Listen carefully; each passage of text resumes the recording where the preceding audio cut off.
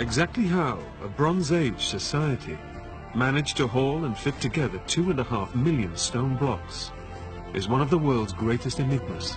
The Great Pyramid of Giza is the tomb of a god king named Khufu. He commissioned it over 4,500 years ago as a giant fortress to keep his corpse safe for eternity.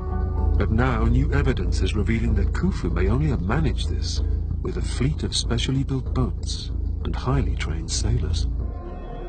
Since the very day of the discovery, it was quite evident that we had the oldest papyrus ever found in the world. It reveals in great detail how sailors worked on the pyramid's construction. The author was a man called Merah. Mohammed Abdel Meguid and his team aimed to learn more of Merah's journey by recreating every step of it. Mohammed's plan is to build a wooden cargo boat using Merah's ancient techniques and cut a casing stone from the same quarry that he used. He'll then attempt to sail the stone block across the Nile before dragging it to the foot of the pyramid. The ancient Egyptians probably dragged rocks onto their boats over wooden ramps from jetties. Merah would be worried of the loading of the boat itself. But he would have skilled men who would calculate where to put the stones and how to do it. It's clear how skillful the ancient Egyptians must have been to transport 70 tons of stone at a time. Recent excavations prove that the blocks weren't simply dragged across the sand by sheer force.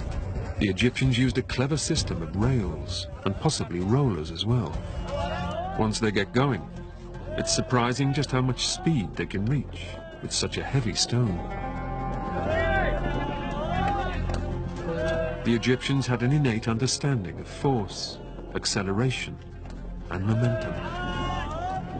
When the blocks arrived at the pyramid face, they had to be perfectly shaped to fit the sloping sides of the tomb. Ancient engineers figured out that they only needed to take 2 measurements: a horizontal distance of 11 units and a vertical distance of 14 units.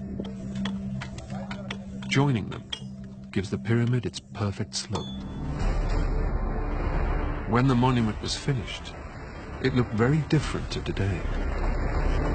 Its 68,000 casing stones were fitted so tightly together, the seams were barely visible.